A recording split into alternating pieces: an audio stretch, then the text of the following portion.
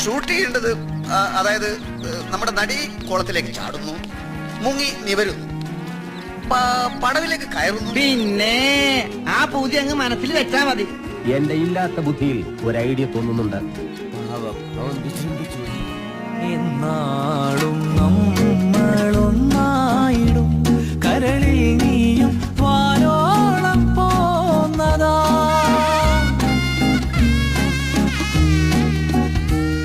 എന്നാ